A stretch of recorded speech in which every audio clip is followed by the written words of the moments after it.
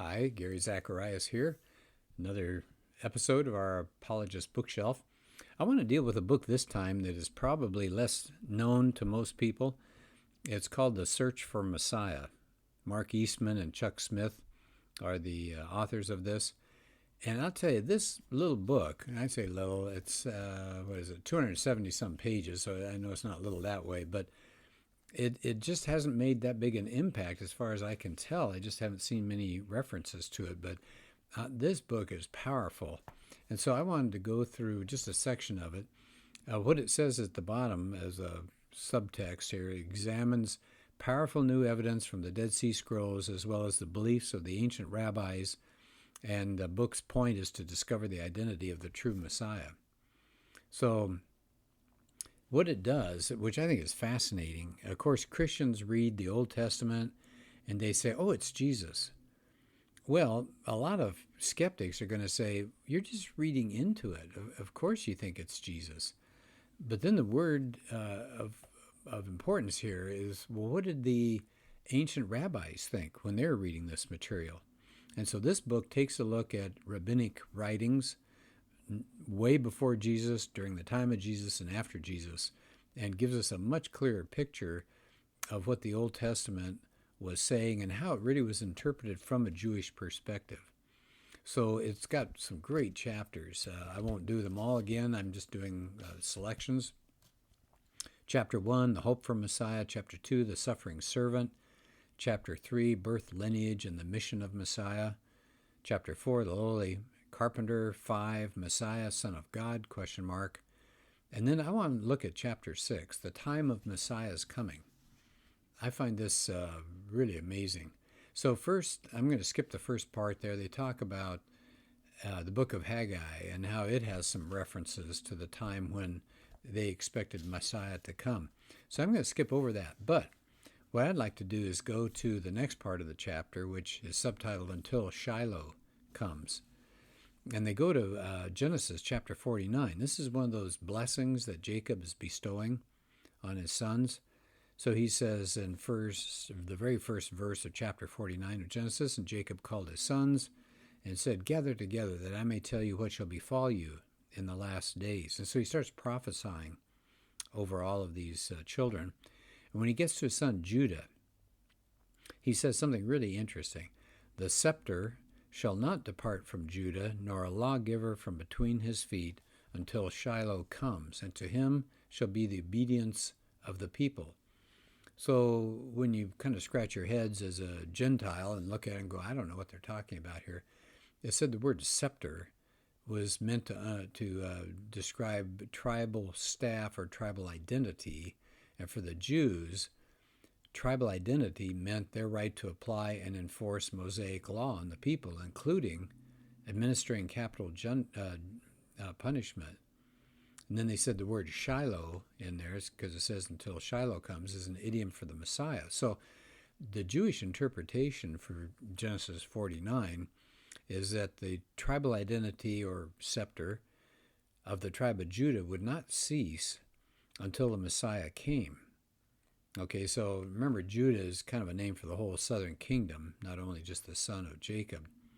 So it says that right before the right for the Jews to impose things like capital punishment, right before that's rescinded, then the Messiah is going to come.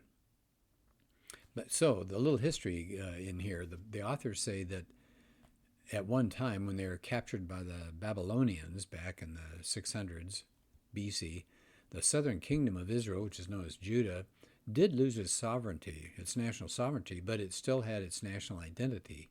And they still had their own lawgivers, they still had their own judges, so the scepter had not been lost.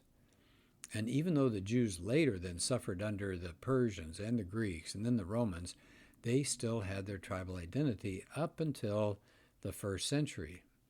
And then, according to Josephus now, this is not a Christian who's writing, Josephus says around the year 6 to 7 AD, or Common Era, CE, the son and successor to Herod, a man named Herod Archelaus, was dethroned. He got banished.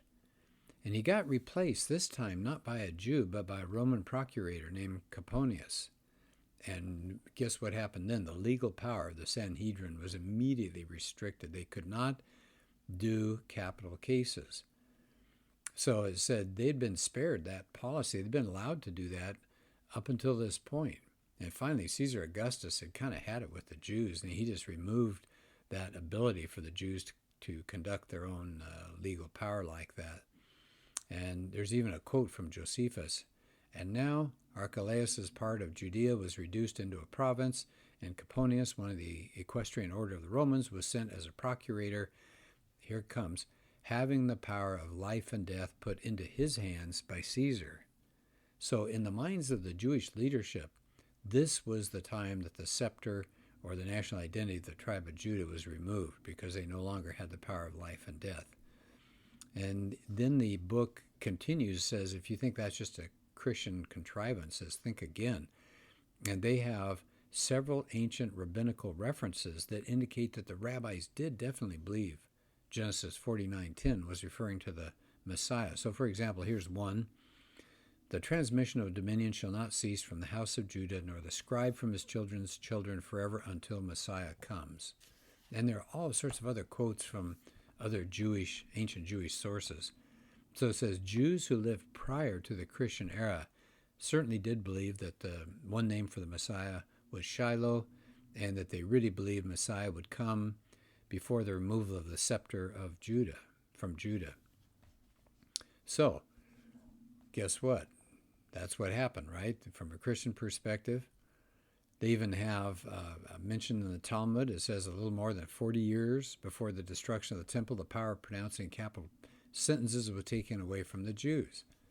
So the Jews knew that this was the removal of the scepter. And again, they have a lot of quotations of that. Here's one more reference from the Talmud. While Jesus was growing up, now keep in mind, this is going on in the 1st century A.D., and here's another rabbi that says this, when the members of the Sanhedrin found themselves deprived of their right over life and death, a general consternation took possession of them. They covered their heads with ashes and their bodies with sackcloth, exclaiming, this is in bold now, woe unto us, for the scepter has departed from Judah, and the Messiah has not come. How sad is that? When they're saying this, now this is before the time of Jesus, when they're saying this, Jesus is in their midst growing up. But they're saying, woe unto us, because they knew that scepter had departed. Remember, that was in just within the first 10 years of the start of the century there, and that was when Jesus was growing up. So Shiloh had come.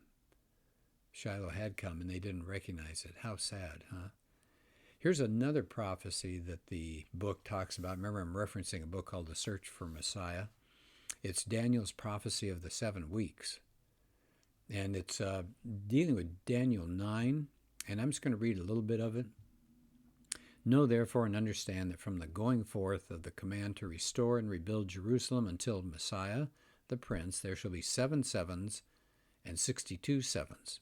Okay, so keep that in mind, 7 sevens plus 62 sevens.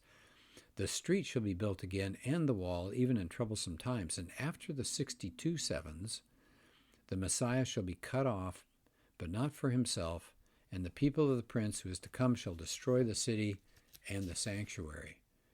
Now this pinpoints the time of that Messiah, because it says it. And when this visitation occurred, Jerusalem was completely desolate. They'd been captured by the Babylonians. The city had been destroyed. Jerusalem had been destroyed. The Hebrew people were about to be freed by Cyrus.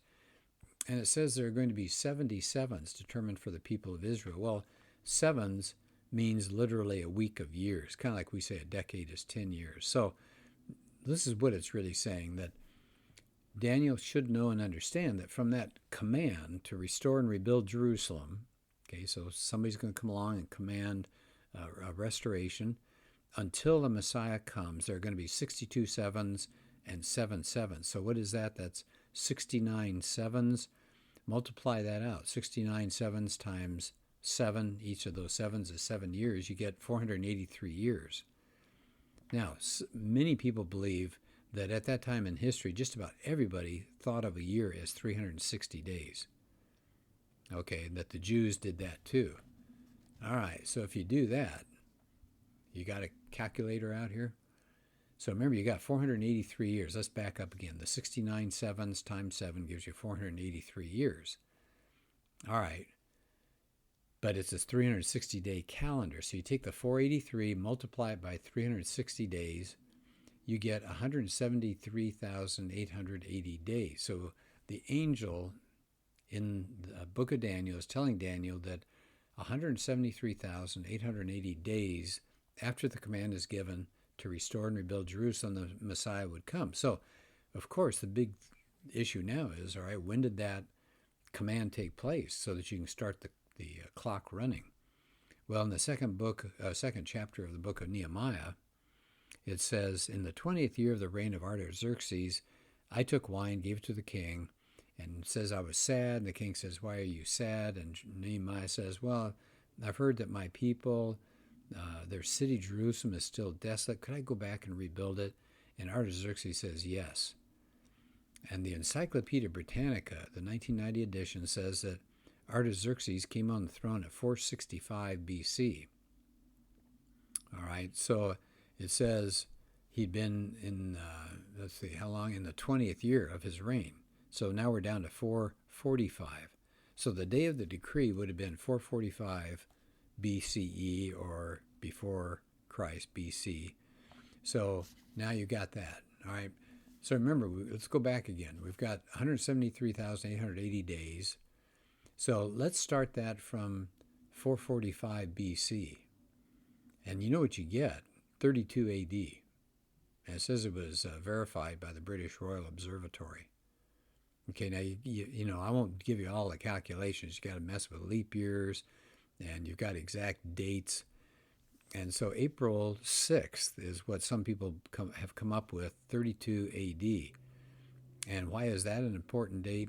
Well, people have calculated that's the time that Jesus came into the city of Jerusalem on the back of a donkey.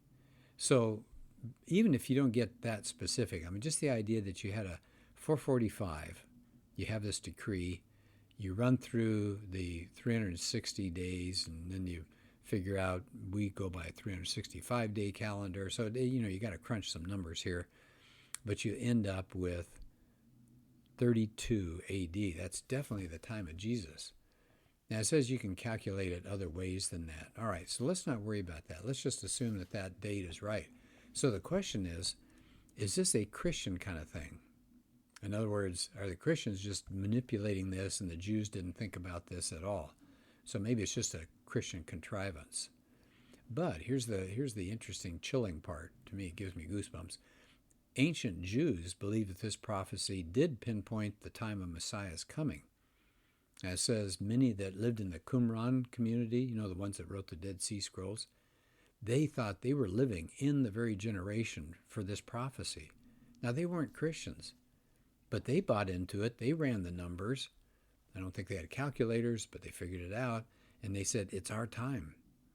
In the Babylonian Talmud, which was composed someplace between 200 to 500 AD, here's what some of the Jewish writers said in the Talmud. These times were over long ago when they're talking about those numbers. Even the famous Maimonides, a Jewish rabbi in the 12th century, he rejected Jesus of Nazareth, but he said this about Daniel's 70-week prophecy.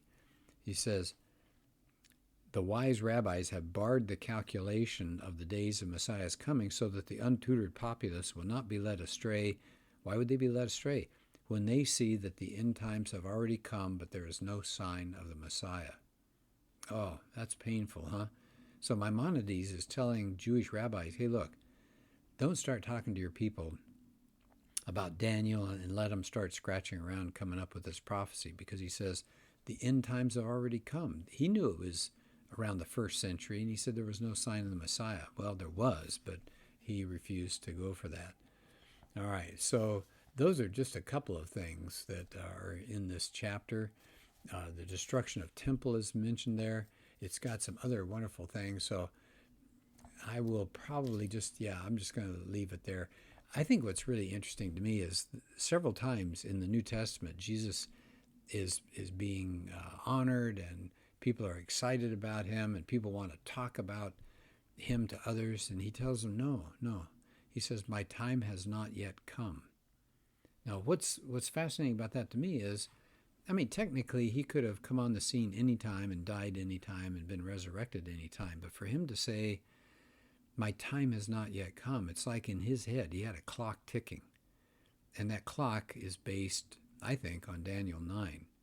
Now, some people get really carried away with this stuff, and I don't want to turn this into, some esoteric thing where you got to manipulate numbers. I mean, for heaven's sakes, people did this centuries ago when they would talk about pyramid power.